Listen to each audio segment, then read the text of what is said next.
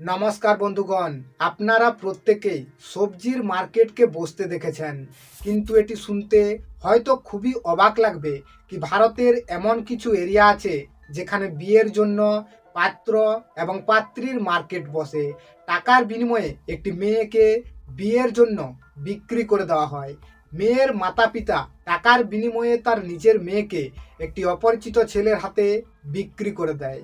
এমনও কিছু rare incident দেখতে পাওয়া যায় যেখানে 1,000 টাকার বিনিময়ে একটি মেয়েকে বিয়ের জন্য বিক্রি করে দেওয়া হয়। টাকার জন্য একটি মেয়েকে বারবার বিক্রি হতে হয়। গদি মিডিয়াতে সোর শুনতে পাওয়া যায় কি দেশ অমৃতকালে পৌঁছে গিয়েছে, আর সেখানেই দেশের বিভিন্ন প্রান্তে মেয়েদেরকে টাকার বিনিময়ে বিক্রি করে দেওয়া হয়। মেয়েদের সাথে এ ধরনের অমানবিক অত্যাচারের পরেও গভর্নমেন্ট কোনোরূপ কোনো অ্যাকশন নেয় না কেন? কিভাবে এই ব্রাইড মার্কেট অপারেট করে, বিক্রি হয়ে যাওয়ার পর ওই মেয়েদের জীবন কেমন হয়ে ওঠে? তো আসুন ভারতের এই ব্রাইড মার্কেটকে বিস্তারভাবে জানার চেষ্টা করি। যখন আমি এখানে আবার পৌঁছছি আমার কাছে এরকম লাগছে যে আমি কোন জায়গাতে পৌঁছছি। दुल्हनों की मंडी लगती है, दुल्हनें खुलेआम बेची खरीदी जाती हैं। Buying brides is lack of respect for women. ভারতে দুই ধরনের মার্কেট দেখতে পাওয়া যায়। গ্রুম মার্কেট, যেখানে বিয়ের জন্য ছেলেকে বিক্রি করে দেওয়া হয়।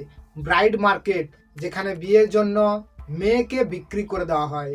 আবার এই ব্রাইড মার্কেটের দুটি ক্যাটাগরি আছে। ব্রাইড বাইং এর অর্থ কি বিয়ের জন্য ওই মেয়েকে পুরোপুরিভাবে বিক্রি করে দেওয়া হলো। ব্রাইড রেন্ট এর অর্থ ওই মেয়েটিকে বউ বানানোর জন্য ভাড়াতে বিক্রি করা হলো। মহারাষ্ট্র, রাজস্থান, হরিয়ানা, অন্ধ্রপ্রদেশ, মধ্যপ্রদেশ, তামিলনাড়ু এবং বিহারে এই ধরনের মার্কেট দেখতে পাওয়া যায়। হরিয়ানাতে এত কম দামে মেয়েদেরকে বিক্রি করা হয়, এটি শোনার পর আপনিও আশ্চর্য হয়ে যাবেন। হরিয়ানাতে যেখানে একটি মহিষের মূল্য 70,000 টাকা, সেখানে একটি মেয়েকে বিয়ের জন্য কেবলমাত্র 7,000 টাকার বিনিময়ে বিক্রি করে দেওয়া হয়। আর এরই কারণে হরিয়ানাতে বিক্রি হওয়া ব্রাইডের সংখ্যা 1,30,000 ক্রস করে যায়। হরিয়ানার পর ভারতের সবচেয়ে বড় ব্রাইড মার্কেট দেখতে পাওয়া যায় রাজস্থানের হাডোতি রিজিয়নে। কিন্তু হরিয়ানাতে ব্রাইডের মূল্য 7,000, রাজস্থানে 50,000। এই ডিফারেন্স কেন? তো ব্রাইডের প্রাইস বিভিন্ন জিনিসের উপর ডিপেন্ড করে, যেমন ওই মেয়ের স্কিন টোন কীরকম, বয়স কত, মেয়ে ভার্জিন কি ভার্জিন নয়, এর আগে ওই মেয়েকে কতবার বিক্রি করা হয়েছে, আর এই সব জিনিসের উপর ভিত্তি করে ওই ব্রাইডের প্রাইস নির্ণয় করা হয়। কিন্তু এই দুই মার্কেটেই একটি জিনিস কমন দেখতে পাওয়া যায়, সেটি হচ্ছে এই দুই মার্কেটে ব্রোকাররা ব্রাইডকে সাপ্লাই করে, আর ব্রোকাররা এটিকে একটি প্রফেশনালি বিজনেসের মতো করে অপারেট করে। ব্রোকাররা গ্যারান্টি পর্যন্ত প্রোভাইড করে কি 1,00,000 টাকার বিনিময়ে রিস্ক ফ্রি ব্রাইড পাওয়া যাবে। এর অর্থ কি বিয়ের পর ওই মেয়ে কখনো পালিয়ে যাবে না, আর যে পরিবার ওই মেয়েকে কিনে নেবে তাদের উপর লিগেলি কোনোরূপ কোনো অ্যাকশন নেওয়া হবে না। আর এই ওয়ার্কিং প্রসেসে 3জন ব্যক্তি ইনভলভ থাকে। প্রথমত একজন ব্রোকার, দ্বিতীয়ত ছেলের পরিবার এবং ওই মেয়ের পরিবার। কোনো কারণবশত যে সমস্ত ছেলেদের বিয়ে হয় না, ব্রোকার সেই সমস্ত ছেলেদের একটি ডেটা ব্যাংক মেনটেন করে। আর এরপর যে সমস্ত মেয়েদেরকে বিক্রি করা হবে, ব্রোকার সেই সমস্ত মেয়েদেরও একটি ডেটা ব্যাংক মেনটেন করে। আর এরপর ব্রোকার ছেলের পরিবারকে অফার দেয় কি যদি মোটা টাকা দেয় তো তাহলে তারা মনের মতো ব্রাইড পাবে। আর এরপর ওই ব্রোকার মেয়ের পরিবারকে ইনফর্ম করে কি যদি এই পরিবারে তার মেয়েকে বিক্রি করা হয় তো তাহলে মোটা টাকা পাওয়া যাবে। আর এরকম নয় কি এই ধরনের বিয়ে কেবলমাত্র ট্রাইব জাতির মধ্যে হয়ে থাকে, প্রফেশনাল বিজনেসম্যানরাও এই ব্রাইড মার্কেটের থেকে বিয়ে করে থাকে। কিন্তু এই সমস্ত কাজ ওপেন মার্কেটে হয় না। ব্রোকাররা অত্যন্ত কনফিডেন্সিয়ালি এই ডিলকে করে থাকে, যার ব্যাপারে কেউ কোনো কিছুই জানতে পায় না। অন্যদিকে মহারাষ্ট্র, মধ্যপ্রদেশ এবং বিহারে ওপেন মার্কেট বসে, যেখানে পঞ্চায়েতের উপস্থিতিতে এই ধরনের কাজকর্ম হয়ে থাকে। মহারাষ্ট্রের অর্ধাপুর গ্রামে এটিকে একটি সংস্কৃতির মতো দেখা হয়, যেখানে প্রতি বছর একবার অর্ধাপুর গ্রামে বিবাহযোগ্য ছেলেরা একত্রিত হয় আর এরপর মেয়ের পরিবার দরদাম শুরু করে। যে ছেলে বেশি টাকা দেয়, মেয়ের বাবা তার মেয়েকে ওই ছেলের হাতে বিক্রি করে দেয়। নিজের মেয়েকে বিক্রি করার সময় তার মা বাবা এতটুকু পর্যন্ত খোঁজ নেয় না কি ছেলে কি করে, কত টাকা রোজগার করে। মহারাষ্ট্রের মতোই মধ্যপ্রদেশেও এই ধরনের ওপেন মার্কেট বসে, কিন্তু মহারাষ্ট্রের মার্কেটের থেকে মধ্যপ্রদেশের মার্কেট একটুকু অন্য ধরনের। মধ্যপ্রদেশে শুধুমাত্র বিয়ের জন্য মেয়েদেরকে বিক্রি করা হয় না, এখানে বিয়ের জন্য মেয়েদেরকে ভাড়াতেও দেওয়া হয়। আর মধ্যপ্রদেশের শিবপুরে এটি একটি কমন ব্যাপার, লোকালীয় ভাষায় একে ধাদিচা বলা হয়। এখানে প্রতি বছর একবার এই ধরনের ব্রাইড মার্কেট বসে। হরিয়ানা এবং রাজস্থানের মার্কেটের থেকে এই মার্কেট কিছুটা আলাদা। হরিয়ানা এবং রাজস্থানের মার্কেটে একজন ব্রোকার এই সমস্ত ডিলিং করে থাকে, কিন্তু মধ্যপ্রদেশে মেয়ের মাতা পিতা নিজেরাই ছেলের পরিবারের সঙ্গে ডিলিং করে থাকে। আর অফিসিয়াল ডকুমেন্টে সাইন করার পর এই ডিলকে ফাইনালাইজ করা হয় এবং ওই লিগেল ডকুমেন্টসে প্রাইজ মানি পর্যন্ত মেনশন করা থাকে কি যদি ভাড়াতে বউ নিতে চায় তাহলে 15 থেকে 25,000 টাকা পে করতে হবে, আর যদি পার্মানেন্টলি বিয়ে করে নিতে চায় তাহলে 2 লাখ টাকা পে করতে হবে। যদি গ্রুপ মার্কেটের কথা আলোচনা করা হয় তো বিহারের মধুবনী এরিয়াতে বছরে একবার এই মার্কেট বসে থাকে, যেখানে 9 দিন ধরে এই মার্কেট চলতে থাকে। যে সমস্ত ছেলেদেরকে বিয়ের জন্য বিক্রি করা হবে সেই সমস্ত ছেলেরা একটি বট গাছের নিচে জমা হয়। এরপর মেয়ের মাতা পিতা যখন ওই ছেলেকে পছন্দ করতে আসে তো ওই ছেলের এডুকেশনাল কোয়ালিফিকেশন, সমস্ত সার্টিফিকেট এবং ডকুমেন্টকে ভেরিফাই করে নেয়। কিন্তু ওই ছেলের মূল্য কি হবে এটি নির্ধারণ করা হয় ওই ছেলের বয়সের উপর ভিত্তি করে। যদি তার এজ 35 প্লাস হয় তো তার মূল্য 50,000 টাকা, আর ওই ছেলের বয়স যদি বিলো 25 হয় তাহলে তার মূল্য 2 থেকে 3 লাখ টাকা। আপনি হয়তো ভাবতে পারেন কি টাকার বিনিময়ে ব্রাইড মার্কেটে মেয়েদেরকে বিক্রি করে দেওয়া হচ্ছে, তারা কি নর্মালভাবে বিয়ে করতে পারে না? তো প্রত্যেকটি মার্কেটের রিজন আলাদা আলাদা। যদি বিহারের গ্রুপ মার্কেটের কথা বলা হয় তো এটি তাদের 700 বছরের একটি পুরনো সংস্কৃতি। যখন ওই এরিয়াতে কর্নাট ডাইনাস্টির সম্রাট মহারাজ হরি সিংয়ের রাজ ছিল তখন উনি এই ধরনের বিবাহর প্রচলন করেছিলেন। আর উনি এই ধরনের প্রথা এই কারণে শুরু করেছিলেন যাতে ইন্টারকাস্ট ম্যারেজ বৃদ্ধি পায় এবং ক্লাস ডিসক্রিমিনেশন সমাপ্ত হয়ে যায়। কিন্তু 700 বছরের এই পুরনো সংস্কৃতি আজকের দিনে একটি ব্যবসাতে পরিণত হয়েছে। ব্রাইড মার্কেটের রিজনকে যদি দেখা হয় তো রাজস্থান এবং হরিয়ানার রিজন সম্পূর্ণ আলাদা। রাজস্থান এবং হরিয়ানাতে সব থেকে বড় সমস্যা সেক্স রেশিও।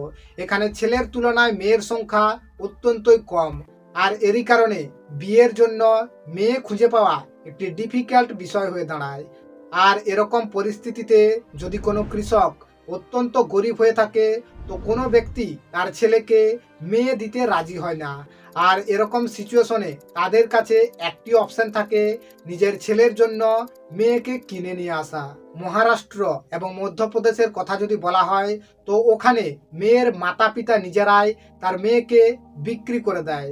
লোকালীয়দের স্টেটমেন্ট অনুযায়ী এটি তাদের একটি জাতিগত প্রথা, কিন্তু এই প্রথার কোনোরূপ কোনো অরিজিন খুঁজে পাওয়া যায় না।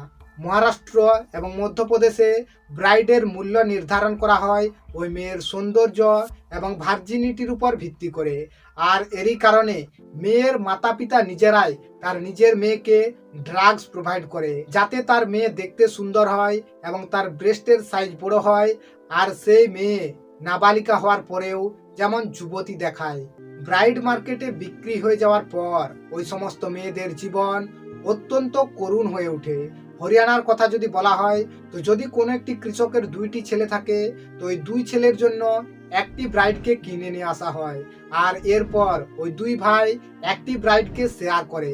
এর অর্থ একজন মেয়ের সাথে 2 ভাই সেক্সুয়াল রিলেশন রাখে, আর এখান থেকেই ওই মেয়ের অগ্নি পরীক্ষা শুরু হয়। পরবর্তী সময় ওই মেয়েকে টাকার বিনিময়ে পুনরায় বিক্রি করে দেওয়া হয়। টাকার জন্য একটি মেয়েকে বারবার বিক্রি হতে হয়। পলিটিক্যাল পার্টি যেখানে মহিলাদের সম্মান, সুরক্ষা এবং অধিকার নিয়ে বড় বড় কথা বলে, সেখানে দেশের বিভিন্ন প্রান্তে মেয়েদেরকে কমোডিটি প্রোডাক্টের মতো ট্রিট করা হয়। আর যখন ওই মেয়ে শারীরিক এবং মানসিকভাবে ভেঙে পড়ে, তো তখন তাকে দেখাশোনার জন্য কেউ পাশে থাকে না। কিছু রিপোর্টে এটিও দেখা যায় কি 10 বছর বয়সের নাবালিকাকে এই ব্রাইড মার্কেটে বিক্রি করে দেওয়া হয়। শারীরিক এবং মানসিকভাবে বিয়ের জন্য পরিপূর্ণ না হয়ে ওঠার কারণে প্রেগনেন্সির সময় এমনকি প্রসবকালে ওই মহিলাকে বিভিন্ন রকম স্বাস্থ্য সমস্যার সম্মুখীন হতে হয়। হরিয়ানাতে এই ধরনের ব্রাইডের ডিমান্ড বেশি থাকার কারণে ঝাড়খণ্ড, বিহার, উড়িষ্যা, হিমাচল প্রদেশ, অন্ধ্রপ্রদেশ, আসাম এবং পশ্চিমবঙ্গের থেকে ব্রাইডকে হরিয়ানাতে সাপ্লাই করা হয়। ওই সমস্ত ব্রাইডদের জন্য নূতন কালচার এবং ভাষাকে অ্যাডপ্ট করে নেওয়া কোনো সংঘর্ষের থেকে কিছু কম নয়। টাকার বিনিময়ে 14 বছর বয়সের নাবালিকাকে 45 বছর বয়সী ব্যক্তির হাতে বিক্রি করে দেওয়া হয়। প্রস্টিটিউশন হাউসে কর্মরত মহিলাদের হাতেও কিছু বেসিক রাইট থাকে, কিন্তু এই সমস্ত ব্রাইডদেরকে যৌন দাসীর মতো ট্রিট করা হয়। ভারতীয় সংবিধানের আর্টিকেল 21 অনুসারে আইন দ্বারা প্রতিষ্ঠিত কোনো পদ্ধতি ছাড়া কোনো ব্যক্তির ব্যক্তিগত জীবন বা তার ব্যক্তিগত স্বাধীনতাকে ছিনিয়ে নেওয়া আইনত অপরাধ। কিন্তু এই সমস্ত মহিলাদের সঙ্গে এ ধরনের অত্যাচার হওয়ার পরেও ওই মহিলারা নিজেদের জন্য আওয়াজ ওঠায় না কেন? তো এর সব থেকে বড় কারণ ল্যাক অফ এডুকেশন। শিক্ষার অভাবের কারণে ওই সমস্ত মহিলারা তাদের ফান্ডামেন্টাল রাইট পর্যন্ত জানতে পারে না। আর্টিকেল 23 ক্লজ 1 এবং 1956 আইটিপি অ্যাক্টের অনুসারে হিউম্যান ট্রাফিকিং একটি ক্রাইম, কিন্তু 1978 সালে চাইল্ড ম্যারেজ ল অনুসারে মেয়েদের জন্য বিয়ের বয়সকে 18 করে দেওয়া হয় এবং ছেলেদের জন্য 21। আর ব্রাইড মার্কেটের ব্রোকাররা এই লকে একটি লুপ হোল হিসাবে ব্যবহার করে। যদিও 2021 সালে গভর্নমেন্ট এই লকে সংশোধন করে এবং মেল এবং ফিমেল উভয়ের জন্য বিয়ের বয়সকে 21 করে দেয়। একজন ব্রোকার নিউজ চ্যানেলে স্টেটমেন্ট দেয়, যদিও এটি একটি কন্ট্রাকচুয়াল ম্যারেজ, কিন্তু এর পরেও দুই পরিবারের সহমতি থাকার কারণে এখানে কোনোরূপ কোনো লিগ্যাল অ্যাকশন নেওয়া যাবে না। একজন পুলিশ অফিসার নিউজ চ্যানেলে ইন্টারভিউ দেয় কি বিয়ের জন্য মেয়েকে কিনে নিয়ে আসা এটি একটি কমন ব্যাপার, যেটি আমাদের এখানে বেশিরভাগ মানুষই জানে, কিন্তু আমাদের কাছে কোনোরূপ কোনো কমপ্লেন আসে না। আর আমরা প্রত্যেকে জানি নো কমপ্লেন নো অ্যাকশন। আর এরকম নয় কি পলিটিক্যাল পার্টি এ ব্যাপারে কিছুই জানে না। 2019 সালে হরিয়ানার চিফ মিনিস্টার একটি কন্ট্রোভার্সিয়াল স্পিচ দিয়ে দেয়। উনি বলেন কি আর্টিকেল 370 হাঁটানো হয়েছে, তাহলে এরপর হরিয়ানার ছেলেদের জন্য কাশ্মীর থেকে ব্রাইড কিনে নিয়ে আসা হবে, যেখানে সরকারের উচিত এই ধরনের অ্যাক্টিভিটির উপর ব্যান লাগানো, কিন্তু সেখানে সরকারই এই ধরনের অ্যাক্টিভিটিকে প্রমোট করতে শুরু করে। এই সমস্ত অ্যাক্টিভিটি দেশের মহিলা এবং শিশু বিকাশ মন্ত্রী স্মৃতি ইরানির নজরে আসে না, কারণ এই সমস্ত বিষয় কোনো ভোট ব্যাংকের ইস্যু নয়। যদি এটি ভোট ব্যাংকের ইস্যু হয়ে থাকতো তো তাহলে তারা নিজেরাই আগে এগিয়ে আসতো। এই সমস্ত অ্যাক্টিভিটি তখনই বন্ধ হবে যদি গভর্নমেন্ট এর উপর কোনো স্ট্রিক্ট ল বানায়, আর এরপর যদি রুরাল এরিয়াতে বেসিক এডুকেশন প্রোভাইড করে। আশা করছি ভিডিও আগের মতোই ইনফরমেটিভ ছিল। ভিডিওটি দেখার জন্য আপনাকে অসংখ্য ধন্যবাদ। আপনার দিনটি শুভ হোক।